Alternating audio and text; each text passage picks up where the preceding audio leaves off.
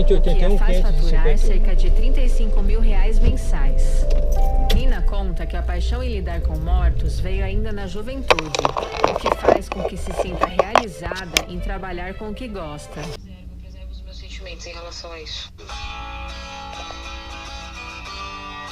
Assim como Nina, diferentes profissionais ganham a vida com a morte.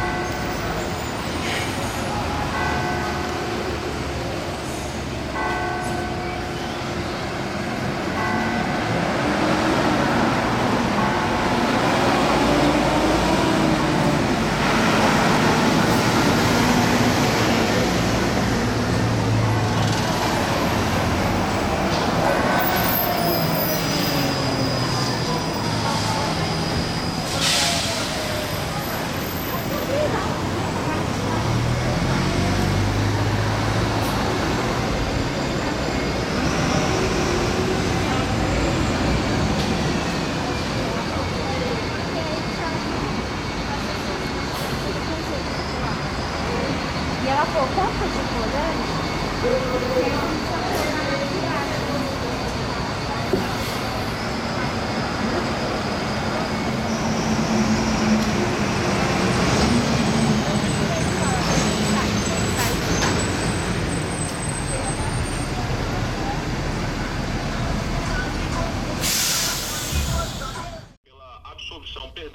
Da vice-governadora Daniela Rainer nesse...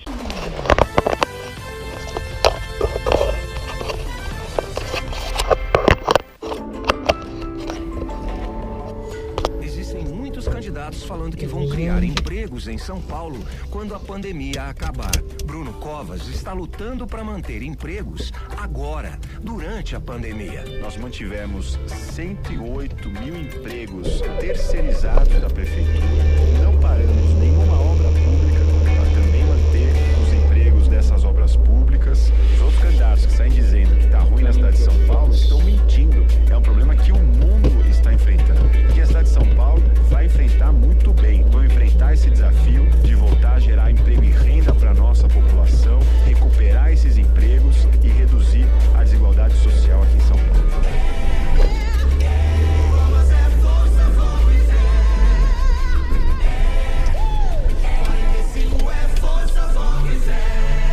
Coligação Todos por São Paulo. PSB, MDB, MP, POD, PSC, PL, Cidadania, EDC, PV, PROS.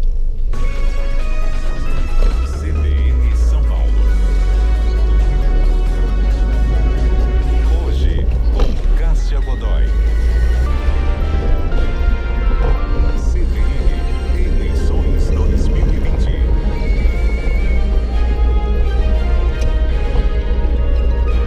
De olho nas eleições 2020, hoje é o segundo sábado em que o CBN São Paulo promove o debate A São Paulo que a gente quer. Reunindo especialistas, profissionais de diferentes áreas, para tratar de alguns dos temas mais importantes a serem administrados na nossa cidade pelo próximo prefeito. Depois de falar de saúde, na abertura desse ciclo, no sábado passado, hoje nós vamos falar de educação. O nosso comentarista, o sociólogo Américo Sampaio, estará sempre ao nosso lado nessas discussões, com contribuições sobre os temas e também com perguntas para as participantes. Américo Sampaio, bom dia, muito obrigada pela parceria. Bom dia, Cássia e todos os ouvintes da CBN. Uma alegria estar aqui nesse debate tão importante para a nossa cidade. Sem dúvida. Vamos conhecer as nossas convidadas. Nós estamos aqui com a Ana Helena Altenfelder, que é pedagoga, doutora em Psicologia da Educação pela PUC São Paulo, presidente do Conselho de Administração do Centro de Estudos e Pesquisas em Educação, Cultura e Ação Comunitária. Ana Helena, muito obrigada por participar desse debate conosco. Bom dia. Bom dia, Cássia. Muito obrigada. Eu que agradeço o convite e a oportunidade e aproveito para cumprimentar todos os ouvintes. Agradeço também a participação da Gabriela Justini, que é professora de História na MF Jardim da Conquista, em Pirus, na zona norte da cidade de São Paulo. É mestre em comunicação pela INB Morumbi e trabalha com as turmas do 1º ao 9º ano. Gabriela, bom dia. Olá, bom dia. Gostaria de agradecer a oportunidade, ao convite e cumprimento a todos os ouvintes e todas as pessoas que estão no programa. E quem está conosco também é a Karen Kai, que é professora de Ciências e de Educação Digital na MF Almirante Ari Parreiras, na zona sul da cidade de São Paulo. Ela que é mestre e doutora em Nanociências e Materiais Avançados pela Universidade Federal do ABC. Dá aula para estudantes do ensino fundamental 1 e 2. Karen, muito obrigada por estar conosco hoje aqui no CBN São Paulo. Bom dia a todos. Muito obrigada, Cássia, pela oportunidade e gostaria já de agradecer aos ouvintes e aos outros participantes. Para começar aqui a nossa conversa, eu quero introduzir uma das falas, e nós temos diversas falas, de professores da rede municipal de São Paulo. Vamos começar ouvindo a Fátima Morales Sanches, que é nossa ouvinte, está sempre participando aqui da nossa programação e atua no segmento da educação infantil. Meu nome é Fátima Morales Sanches e eu sou professora de educação infantil da rede municipal e trabalho numa creche da Zona Leste aqui da capital. Uma dificuldade constante que temos quando falamos em educação é a falta de profissionais no quadro, sejam de professores para substituir ou do próprio quadro de apoio, como vigias, por exemplo. Outra questão é a falta de segurança nas escolas. É algo constante, não temos rondas escolares sistematicamente.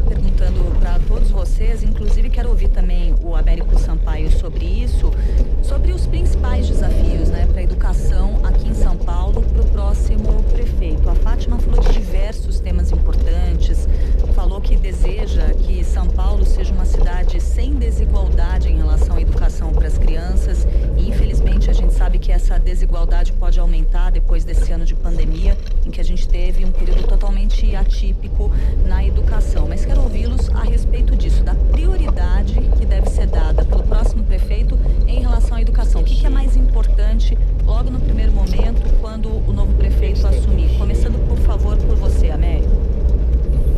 Eu acho, Cássia, pegando o gancho na fala da nossa entrevistada aqui, que essa questão relacionada à ampliação do quadro, seja de professores, seja de outros profissionais que estão envolvidos ali com o ambiente escolar, me preocupa o fato de que nós temos uma questão orçamentária que é resultante desse momento de pandemia, e a Câmara Municipal de São Paulo aprovou a primeira versão do orçamento para o ano que vem, e pela primeira vez em quase 10 anos nós vamos ter uma queda orçamentária, que pelo menos até agora está na casa de 2%, é uma queda significativa, mas quebra um ciclo de quase 10 anos de crescimento orçamentário da cidade de São Paulo. Então, pegando o gancho na fala relacionada a ter mais estrutura, mais quadros de profissionais, queria saber, na visão das nossas especialistas aqui, como é possível ampliar esse quadro, valorizar os professores, melhorar a questão da remuneração e da estrutura das escolas num cenário onde a cidade de São Paulo vai perder orçamento para o ano que vem, e quais são as alternativas colocadas, uma vez que quem tiver com a caneta na mão, o vencedor ou a vencedora das eleições esse ano, vai ter um desafio grande, que é conseguir recuperar esses quadros, conforme falou nossa entrevistada, porém num cenário onde nós temos uma queda orçamentária na cidade de São Paulo.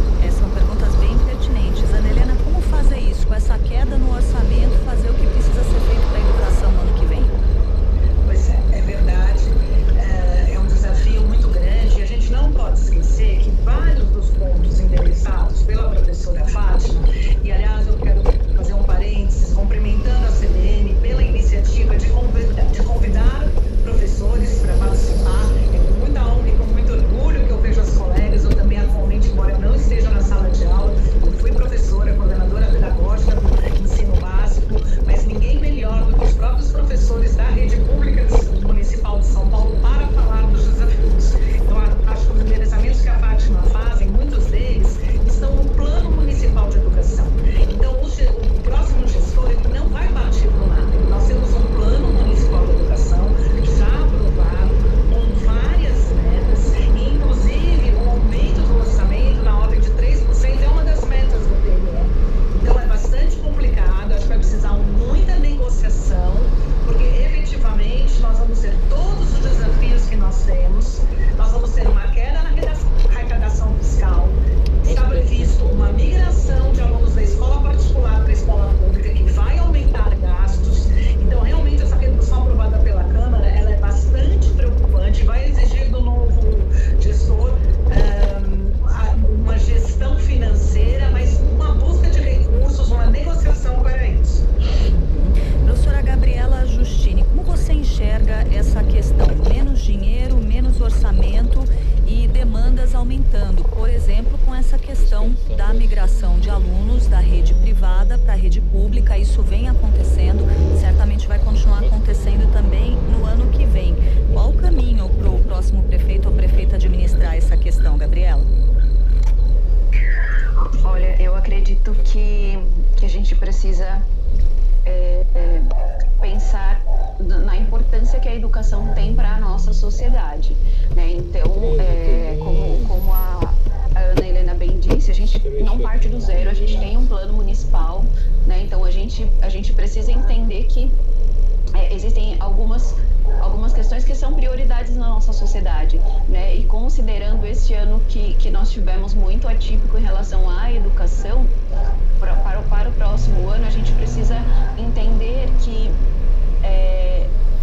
vamos precisar sim ampliar o nosso quadro de apoio, o nosso quadro de docentes nas escolas, para que a gente possa de alguma forma suprir as necessidades, né? Então, se antes já era muito necessário, agora então se faz urgente, né? Não tem como a gente pensar numa educação de qualidade na cidade de São Paulo sem que haja esse aumento no quadro de professores, no quadro de profissionais no apoio, para que a gente consiga trabalhar minimamente, né?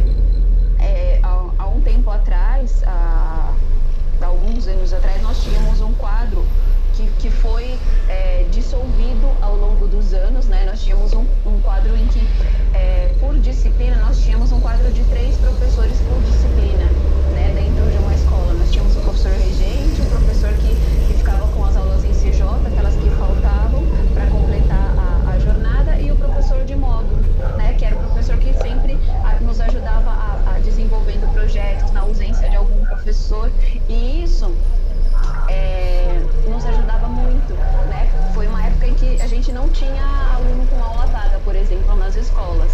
Né? Foi um período muito importante. Mais prédios, mais no retorno, a gente vai ter um trabalho muito grande, né? Considerando todo esse contexto de pandemia, se faz muito necessário a ampliação desse quadro. Né? Então, como a Ana bem disse, a gente precisa remanejar esses valores, né, para que a educação não seja uma área que sofra ainda mais, né, e considerar mesmo essa ampliação, pensando nesse quadro que nós tínhamos antes, que não era o ideal, mas que era muito bom, né, e que ao longo dos anos isso foi se perdendo e foi sendo, a quantidade de pessoas, né, esse quadro foi diminuindo, as pessoas foram sendo remanejadas para outras unidades, né? E considerando também que a gente ainda tem um quadro de profissionais para serem chamados, né? Os que ainda estão valendo, né? Então tem gente aguardando para trabalhar, né? Tem gente aguardando para ser chamado. Quero colocar também a Karen nessa conversa. Karen, essa questão da ampliação dos quadros funcionais da educação é um dos grandes desafios nessa área para o próximo prefeito ou prefeita da cidade? É um grande desafio, sim. A gente que está direto, né, na escola, está no chão da escola, a gente sabe que já há uma grande falta de profissionais, né? Por exemplo, na escola em que eu trabalho, o ano passado e o ano retrasado já tinha uma grande falta de professores. Então, os módulos, eles não tinham mais a oportunidade de auxiliar os professores regentes durante as atividades pedagógicas. Nas nossas escolas, nós não temos só os alunos que a gente diz que é comum, vamos dizer assim. Temos alunos também de educação especial que estão dentro das salas de aulas. Temos alunos com dificuldades de aprendizados. E o módulo, ele acaba sendo também muito importante no auxílio do trabalho do professor nesse sentido. E hoje o módulo, ele está dando aula no mesmo ritmo e da mesma forma que o professor regente. Muitas vezes os coordenadores pedagógicos acabam tendo que entrar em sala de aula. E um outro desafio também muito grande é a questão do quadro de apoio. Nós não temos mais ATEs, na nossa escola a gente só tem um ATE, e com a pandemia, os ATEs, aqueles que são de grupo de risco, não vão poder retornar assim que as aulas recomeçarem. Tem muitos professores também no nosso quadro que já estão em idade avançada, próximo de aposentadoria, então também fazem parte desse grupo de risco e também não vão poder retornar. Então, outro desafio, além da falta de professores, muitos não tendo sido chamados do concurso de 2016, ainda há esses professores que estão se aposentando e esses professores do quadro do grupo de risco que também não vão retornar. Assim, logo no início das retomadas das aulas, que a gente ainda não sabe quando vai acontecer. E o quadro de apoio também é muito importante.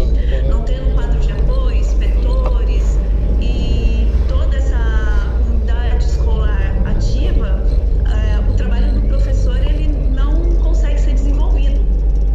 Então, são vários desafios que a escola pública ela tem hoje e vai aumentar quando houver o retorno das aulas presenciais. Inclusive pensando nesse aumento de alunos que provavelmente vai ter vindo das escolas particulares para a escola pública. Quero avisar aqui aos nossos ouvintes que estão nos escutando que é possível também assistir imagens dessa nossa entrevista. Dá para assistir aqui as nossas participantes conversando conosco lá no nosso site cbn.com.br, também no nosso canal no YouTube, também no Twitter, no @CBNOficial. Américo, eu quero começar a tratar da questão da educação infantil, que é um problema histórico aqui em São Paulo, mas antes disso, eu queria te perguntar a respeito dos programas de governo dos candidatos sobre educação, porque eu sei que você vem fazendo um trabalho muito importante de análise desses programas de governo em diversas áreas, né? Na quarta-feira eu ouvi um trecho que você conversou com a Fabiola sobre esses programas e queria que você trouxesse aqui pra gente o que os candidatos estão falando sobre educação em seus programas de governo. Nesse ponto, Cássia, eu acho que, pegando um gancho um pouco do que a Ana colocou relacionado ao Plano Municipal de Educação,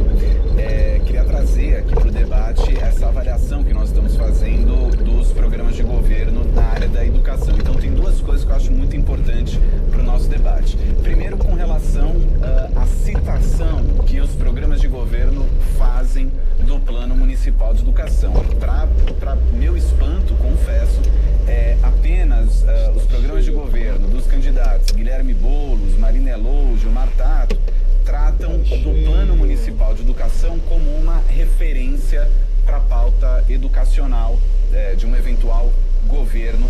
Porém, nos demais programas de governo, dos demais candidatos, você não vê referência ao Plano Municipal de Educação, é como se fosse inexistente. Como disse a Ana, a sensação que dá, além dos planos de governo, é que se começa do zero uma nova etapa, desconsiderando tanto o que foi feito pelas outras gestões, como também aquilo que é apontado 181, como 558. Educacionais para a cidade de São Paulo. 11h25, sábado 24 de outubro de 2020. 90 e meio, essa é a CBN.